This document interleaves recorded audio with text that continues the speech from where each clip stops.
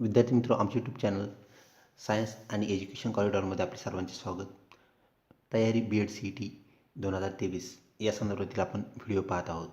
विद्यार्थी मित्रो, 21 ऑगस्ट 2022 रोजी बी एड सी ई टीचा जो पेपर झाला त्याचा भाग 1 आपण पाहिला होता. तर विद्यार्थी मित्रो, त्याच दिवशी झालेले दुसऱ्या व तिसऱ्या सत्रातील म्हणजेच दुपार व सायंकाळ सत्रातील प्रश्न आज आपण ह्या भागात पाहणार आहोत. तर सामान्य ज्ञान प्रश्न उत्तरासह भाग 2 आज आपण पाहूया. विद्यार्थी मित्रो, आपणास माहीत आहे B Ed C E T जी आहे 2022 ही 4 दिवस झाली होती. म्हणजेच 21 ऑगस्ट, 22 ऑगस्ट, 23 व 24 ऑगस्ट या 4 दिवशी ती झाली व प्रत्येक दिवशी ही परीक्षा जी आहे 3 सत्रामध्ये होत असते. तर भाग 1 मध्ये आपण सकाळच्या सत्रातील प्रश्न पाहिले. तर आज भाग 2 मध्ये दुपार व सायंकाळचे सत्र 21 ऑगस्ट रोजी झालेला पेपर जो आहे त्यातील काही प्रश्न आपण पाहणार आहोत. तर चला सुरू करूया आपला आजचा व्हिडिओ. तत्पूर्वी आपण जर आमच्या चॅनलवरती अजूनही नवीन असाल तर कृपया चॅनलला सबस्क्राईब करा व शेअर करण्यास बिलकुल विसरू नका. तर चला विद्यार्थी मित्र, पाहूया आजचा पहिला प्रश्न. सर्वोच्च न्यायालयाच्या प्रथम महिला न्यायाधीश कोण होत्या? 1. फातिमा बीवी, 2. इंदिरा बॅनर्जी, 3. कॉमेलिया सोरोबजी, 4. पिंकी आनंद. विद्यार्थी मित्रो, ऑप्शन 1 फातिमा बीवी या सर्वोच्च न्यायालयाच्या पहिल्या महिला अध्यक्ष होय. दुसरा, जनधन योजना कोणत्या पंतप्रधान काळात सुरू करण्यात आली? 1. Doctor Manmohan Singh, 2. Atal Bihari Vajpayee, 3. Narendra Modi, 4. H D Devegowda. विद्यार्थी मित्रो, ऑप्शन 3 नरेंद्र मोदी हे याचं उत्तर होय. त्यानंतर पुढचा प्रश्न, आय सी टीचे पूर्ण रूप काय आहे? 1. Intelligence communication technology, 2. Inter communication technology, 3. Information communication technique आणि 4. Information communication technology. विद्यार्थी मित्रो, ऑप्शन 4 हे आपलं उत्तर आहे.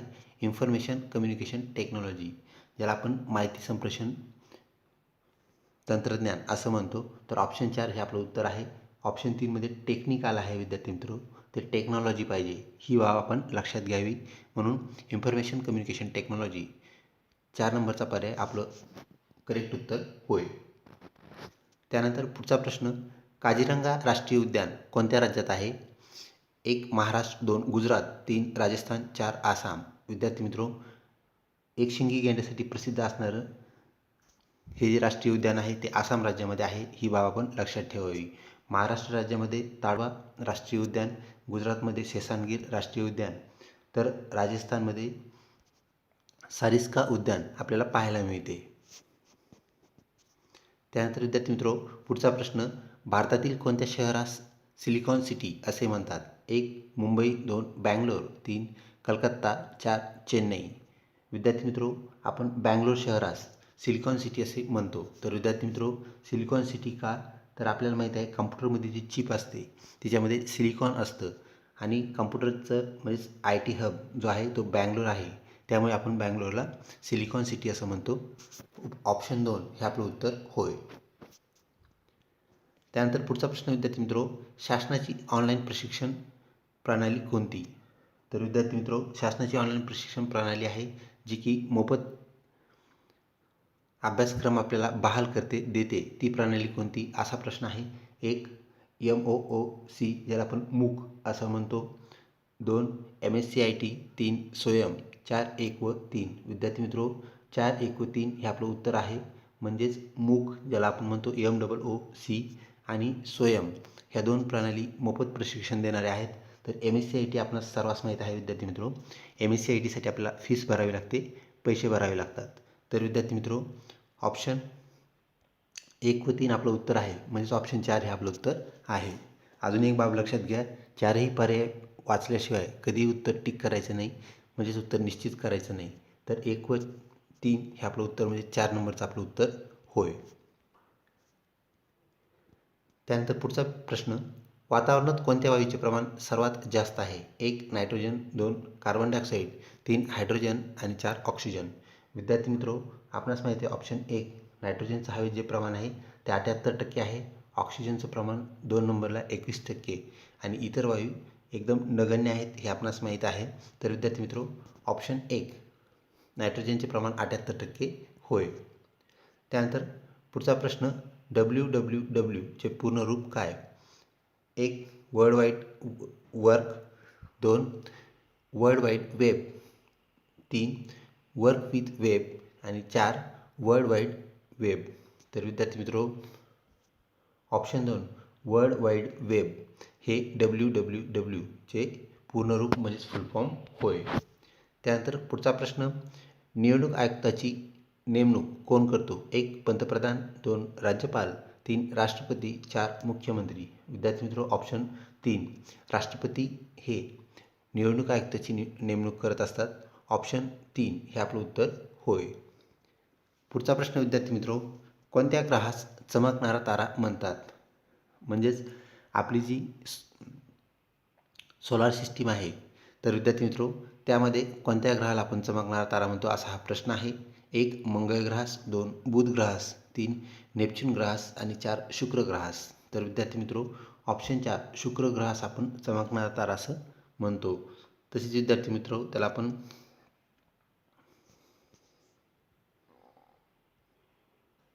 सायतारा असंही म्हणतो. तसेच मॉर्निंग स्टार म्हणजेच पहाटचा तारा असंही आपण म्हणतो. विद्यार्थी मित्रो, आपणास माहीत आहे मंगळास आपण तांबडा ग्रह म्हणतो. बुध हा सूर्याच्या एकदम जवळ असून आपल्या सोलार सिस्टीममधला सर्वात लहान ग्रह आहे. तर विद्यार्थी मित्रो, नेपच्यून हा सूर्यापासून सर्वात दूर असणारा ग्रह होय. या संदर्भातही प्रश्न विचारले जाऊ शकतात. त्या अनुषंगाने त्या ऑप्शनचे प्रश्न कोणते आहेत हे जाणून घेणं आपलं काम आहे. तर विद्यार्थी मित्रो, शुक्र हा चमकणारा तारा किंवा मॉर्निंग स्टार पहाट तारा किंवा सायतारा ज्याला आपण इव्हिनिंग स्टार असंही म्हणतो. तर ऑप्शन 4 आपलं उत्तर होय. त्यानंतर पुढचा प्रश्न, ईडन गार्डन क्रिकेट स्टेडियम कोणत्या शहरात आहे? 1 बँगलोरमध्ये, 2 नागपूरमध्ये, 3 मुंबईमध्ये, 4 कलकत्त्यामध्ये. विद्यार्थी मित्रो, ऑप्शन 4 कलकत्ता हे आपलं उत्तर होय. त्यानंतर पुढचा प्रश्न, अंदमान निकोबार बेटाजवळ कोणता देश आहे? 1 श्रीलंका, 2 मलेशिया, 3 म्यानमार, 4 अफगाणिस्तान. विद्यार्थी मित्रो, अंदमान निकोबार बेट हे समुद्रात आहेत हे आपणास माहीत आहे. तर त्याच्या लगत असणारा किंवा जवळ असणारा म्यानमार हा देश होय. विद्यार्थी मित्रो, अफगाणिस्तानला आपल्याला समुद्राची बॉर्डर लागलेली नाही हे लक्षात घ्या. तर श्रीलंका व मलेशिया ह्या 2 देशांना समुद्रामधून आपली बॉर्डर म्हणजेच सीमा आपल्या लागतात किंवा स्पर्श करतात. तर विद्यार्थी मित्रो, ऑप्शन 3 म्यानमार आपलं उत्तर होय. पुढचा प्रश्न, भावार्थ दीपिका हा ग्रंथ कोणी लिहिला? 1 संत एकनाथ, 2 संत तुकाराम, 2 संत रामदास आणि शेवटचं संत ज्ञानेश्वर. विद्यार्थी मित्रो, भावार्थ दीपिका या ग्रंथाचे दुसरे नाव म्हणजेच ज्ञानेश्वरी हे होय. तर विद्यार्थी मित्रो, आपणास माहीत आहे ज्ञानेश्वरी हा जो ग्रंथ आहे तो संत ज्ञानेश्वर यांनी लिहिलेला आहे. ऑप्शन 4 हे आपलं उत्तर होय. त्यानंतर पुढचा प्रश्न, जगातील सर्वात लहान देश कोणता? 1 Bhutan, 2 Italy, 3 Vatican city, 4 Nepal. विद्यार्थी मित्रो, ऑप्शन 3 व्हॅटिकन सिटी हा जगातील सर्वात लहान देश होय. तसंच विद्यार्थी मित्रो, भूतान हा जगातील सर्वात गरीब देश होय. तर ऑप्शन 3 व्हॅटिकन सिटी आपलं उत्तर लक्षात ठेवावे. त्यानंतर विद्यार्थी मित्रो, पुढचा प्रश्न, जागतिक ओझोन दिन कोणत्या दिवशी साजरा करतात? 1 5 जून, 2 28 फेब्रुवारी, 3 2 ऑक्टोबर आणि 4 16 सप्टेंबर. तर विद्यार्थी मित्रो, आपल्याला माहिती आहे जागतिक ओझोन दिन जो आहे तो आपण 16 सप्टेंबर दिवशी साजरा करत असतो. तसेच 5 जूनला जागतिक पर्यावरण दिन म्हणजे एन्व्हायरमेंटल डे आपण साजरा करतो. तसेच विद्यार्थी मित्रो, 28 फेब्रुवारी जो की आगामी महिन्यात येणार आहे. तर विद्यार्थी मित्रो, 28 फेब्रुवारी हा राष्ट्रीय विज्ञान दिन म्हणजेच सी व्ही रमन यांची ती जयंती आहे. त्याप्रमाणे आपण तो साजरा करतो. व 2 ऑक्टोबर जागतिक शांतता दिन म्हणजेच महात्मा गांधी यांची ती जयंती होय. त्यानंतर पुढचा प्रश्न विद्यार्थी मित्रो, 1 ते 100 अंकात किती वेळा 0 येतो? 1 10 वेळा, 2 11 वेळा, 3 21 वेळा, 4 9 वेळा.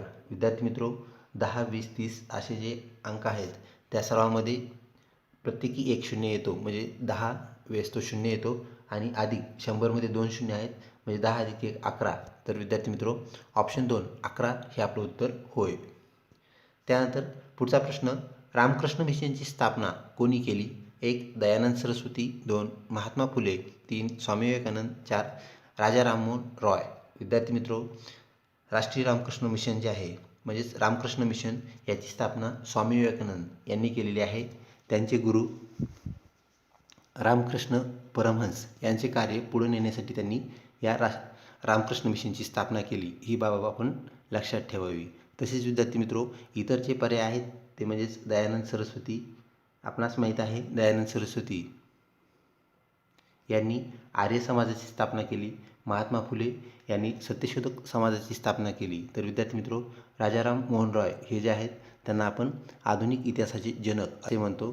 तर त्यांचं सामाजिक कार्य आपल्या परिचयाचं आहे. विद्यार्थी मित्रो, ऑप्शन 3 स्वामी विवेकानंद रामकृष्ण मिशन याची स्थापना त्यांनी केली, हे आपण लक्षात ठेवावे. त्यानंतर विद्यार्थी मित्रो, पुढचा प्रश्न, लसीकरणाचे जनक कोणास म्हणतात? 1 रॉबर्ट हुक यांना, 2 साल्क व सॅबिन यांना, 3 लुईस पाश्चर यांना, 4 एडवर्ड जेनर यांना. तर विद्यार्थी मित्रो, लसीकरण आपल्या परिचयाचं आहे, ज्याला आपण व्हॅक्सिनेशन असं म्हणतो. ऑप्शन 4 एडवर्ड जेनर यांना आपण लसीकरणाचे जनक म्हणतो. तर स्मॉलपॉक्स म्हणजे देवी या रोगाची लस त्यांनी शोधून काढली व लसीकरणाचा पाया घातला, म्हणून आपण त्यांना लसीकरणाचे जनक म्हणतो.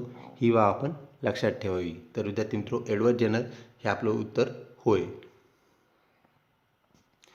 तसेच विद्यार्थी मित्रो, सर्वप्रथम पेशीचा शोध जो आहे तो रॉबर्ट हुक यांनी लावला. त्यांनी सर्वप्रथम पेशीचा अभ्यास केला.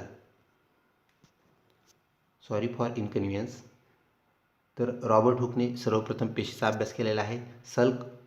साल्क व सॅबिन यांनी विद्यार्थी मित्रो रॅबीज या रोगाची लस काय केलेली आहे? शोधलेली आहे. हेही आपण लक्षात ठेवावे. सेकंड लास्ट प्रश्न विद्यार्थी मित्रो, भारताचे पहिले राष्ट्रपती कोण होते? 1 डॉक्टर राजेंद्र प्रसाद, 2 राधाकृष्णन सर्वपल्ली, 3 पी.व्ही. गिरी, 4 झाकीर हुसेन.